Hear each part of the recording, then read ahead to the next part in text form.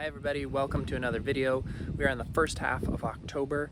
We've had our first frost and we're coming to the end of the season right now. The big jobs that are left on the table have all more or less been scheduled for the remainder of the year, and we're just trying to crank through those last things before we shut down for winter in November. Big jobs still on the table are harvesting all of the storage crops. The winter squash is in. Most of the onions and garlic are in, but we still have a lot of carrots and cabbage and leeks out in the field that are going to need to come in before the freezing temps come really hard. Getting those stored and then immediately transitioning to bed prep. This year we are have a goal of completely prepping all of the garden beds before winter comes, so that we don't have to do that work in the spring, but also so that in the ground there can be more biological activity going on through the winter. Humification is the process of a lot of things breaking down and becoming ready to be available in the spring for growing plants.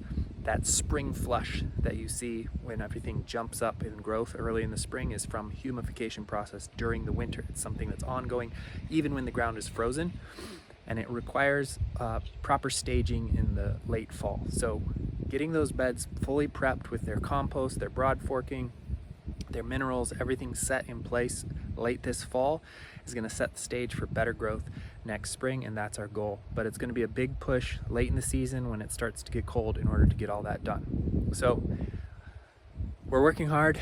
There's still some big projects left. We're getting tired. It's harder to get out of bed in the morning. It's darker in the morning, but there's still some big projects. As soon as those are done, probably sometime in early November, we will be shutting down the farm and transitioning all to our planning and digesting of all of our data, all of our record keeping, all of our sales, all of our finances, everything else that goes into the business will be digesting in the winter time once everything's shut down here.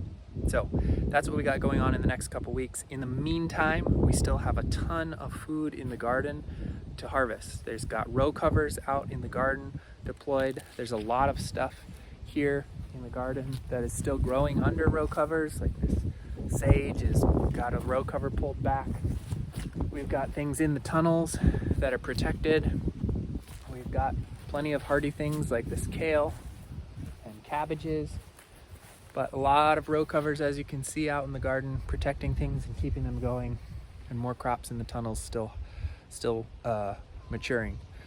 In the next week, we'll probably get some really hard freezes that will kill even things that are under protection, and that will be another signal and step towards the end of things.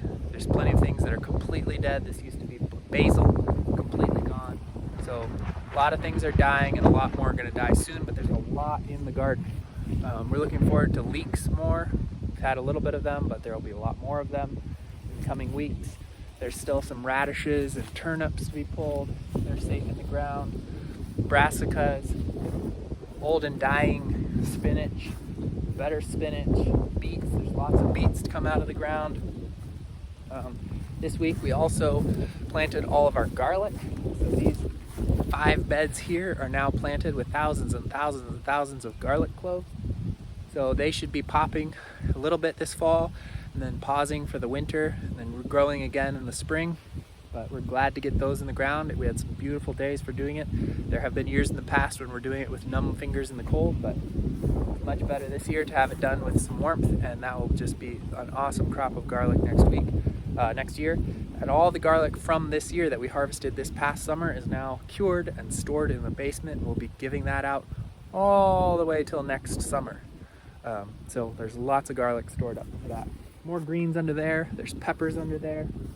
We've got lots and lots of really good greens. Spinach is doing awesome. We've got arugula, we've got lettuces, we've got lots of brassicas, tons of carrots, parsnips. Now is a great time for those hearty stews and soups with lots of root vegetables in them. And then we've got tomato plants in the tunnels. These guys are kind of dying off, so especially the ones near the edge get killed and colder on the edges where they're near the plastic. So some of them are starting to die and brown. There's still tomatoes on the vine that are ripening though. So we've still got tomatoes going, which is awesome. And we'll continue to harvest those as long as they last, probably one more week. So make sure you get your last of those certain crops that won't last long, like tomatoes and peppers and zucchini. zucchinis and stuff like that. But yeah, there's a lot going on in the garden still. Empty beds more and more, ripping things out. We'll be flail mowing and chewing up a lot of the growth in the next couple weeks, which is a funny thing. You know, we've worked hard for months to grow all these crops and keep them really healthy, and then at some point we quit and we grind them up, turn them back into the soil for next year's fertility. And it's funny to do that with something you've been working so hard on. But it's good too, and we're excited to be done. It'll be something of a relief to not have to get out here and work all day in the weather. And we feel pretty good about how things went. If you remember early this spring, we had a new flame weeder. We worked really hard on staying on top of the weeds, and as you can see here late in the summer, still have a very clean garden, very little weed pressure anywhere. We did really good on that front. We've had great crops, very low pest pressure on many things that have had pests in the past. Hopefully we haven't sold out of anything. If you could give us feedback, that would be great. All of our customers, anybody who's been eating our food, we love to hear your feedback. It's coming up time to plan new crops for next year. These will be greens for the winter time. Yeah, planning next year's crops, any feedback that you can give us now will be helpful, and we'll definitely go into that plan. But right now, it's just finish well. Get the minerals on the garden, get the compost on the garden, get the beds turned over and prepped before it gets terribly cold. I'm gonna just turn down here, more greenhouse greens. These will be what we'll have late in the summer, in the fall, early winter, and we'll see how long they last. Down here is our winter squash field. You can see it down there is all brown. There's no green left down there. That was just an ocean of winter squash a couple weeks ago before the frost, and now it's done. You can also see the colors, beautiful colors right now. It's just kind of stunning and overwhelming to be out here in the fields with so much orange and red around, but it's beautiful too, and we're trying to soak it up. And then our giant compost pile, we had a semi dump that pile earlier in the year, and we'll be bucketing that up into the garden over the next 2 or 3 weeks, and we might even get another semi before the end of the year. So lots of compost going onto the ground so that the biological activity can really go up a notch. Let me go show you the pasture real quick before we're done. Here I am out in the pasture. You can see the chickens here in their mobile coop. They're doing well, laying well. This is the first year that we've been able to maintain a high egg laying rate, like above 80% or something like that, year round through the winter and for a whole entire annual cycle. That had been a problem that was plaguing our egg production in past years, and we finally were able to fix that by just doing a lot of research and learning a lot more about the egg laying cycle for the chicks and the effect of daylight and protein and different ingredients in the feed and how those interplay. So we figured that out, and we were able to manage the chicken health and their cycles more specifically and keep that egg production high, which has been really important for us and for the pasture. We've got these birds out here rotating all year long and producing a lot of really incredible eggs, and that's been great. They're still very comfortable out here, and they'll be out here for a couple more weeks before the weather turns really nasty. And we will be getting rid of this flock soon. And if you are wanting chickens for home consumption or for egg laying at home, these birds are still laying really well, and we'd be happy to push them on to some home chicken tenders. So let us know if you're looking for chickens, because we will be getting rid of this flock in time, probably posting them on Craigslist or Facebook Marketplace or something like that. But yeah, let us know if you're interested in getting some chickens for your home or your backyard. I also wanted to point out in the pasture across the way, I don't know if you can see it in the video, you can see it in pictures, and you can definitely see it in real life, but there's a change in color. There's dark green grass up here on this hillside, and that's where our last broiler batch ended in their pens. And that ground was fertilized in the late summer by chickens, and you can see that the green is much darker and deeper right there, as opposed to where the pens were not, where it's yellower. I think it's right in that area, that square right there is yellow and then green. Yeah, that's where the pens were. And that's another visual clue, an example that what we're doing by raising the animals and rotating them around the pastures can produce a lot of fertility in the ground, which can cause longer growth in the late fall and early spring, longer than what would naturally occur. We can have a positive effect on the amount of photosynthesis, the amount of plant matter that's produced. We can produce more if we're careful about how we manage the ground here, and you can see it in action right there with longer, greener growth later in the fall. But yeah, the chickens are doing great. Geese are still protecting them from predators, and lots of eggs coming out of that humble little coop right there. I'm here in the bakehouse where our pizza oven is, and I'm getting out all of our apple pressing equipment because this weekend is the weekend that we are going to be pressing a ton of apples. We've got apples from a bunch of different people's apple trees. We don't have any actual apple trees here on the farm yet. If you want to help us get some, let me know. But we'll be pressing a ton of apples, many bushels, and making cider this weekend. And that's always a really fun fall event for us here.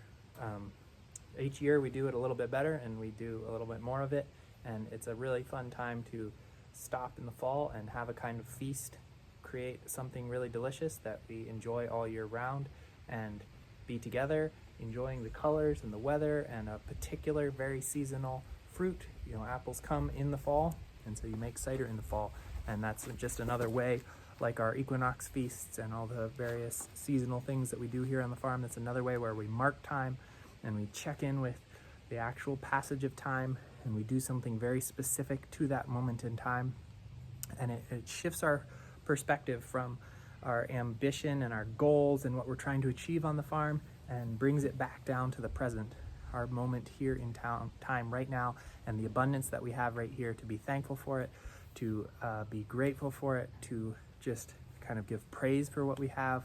And that's a really important activity to be doing. We talk a lot about feasting here at the farm, and that's what feasting to us is all about. It's taking stock of what you have, what is abundant now, and then giving it your attention and your work and your care, and transforming it into something that is so beautiful and compelling, that we are all almost compelled to voice gratitude and to voice praise for what is, and to become present and content, and to rejoice in what is, and turn us into people who are like that, who do that. So feasting to us is really important. Takes us away from the frantic busyness of life, and changes our perspective and focus. And we want to do that often, so that we become people who are more present and who are more joyful and who are more celebrating and grateful. And so fall is a great time to be doing that. It is the time of abundance. It is a time when you have done a lot of work and you can look back and enjoy what you have. And so the colors are gay and festive as well. So we encourage you also to do that. Plan a party, take time, invite friends over, do something special, do something seasonal, enjoy it. Get away from the busyness and the franticness of life, and do something that connects you and your friends, and connects you with time, and connects you with your place, and brings a kind of refreshing renewal to you. So the best way to do that is to gather for a feast, to put together some beautiful, delicious food with friends.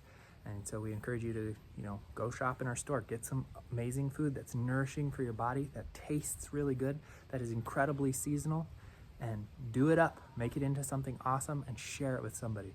It'll become a memory, it'll become something that is maybe a tradition for your family, and you'll enjoy it. So we encourage you to do that. Get feasting, especially now in this abundant, beautiful season. And we'll see how it goes. Let us know how it goes. And we'll keep you updated on how we continue this fall apple pressing and all the harvests and the shutting down of the garden, and how we try to enter into that feasting mentality as often as we possible during this end of the season. So go have your feast, and we'll see you again next week. Thanks for watching. Bye.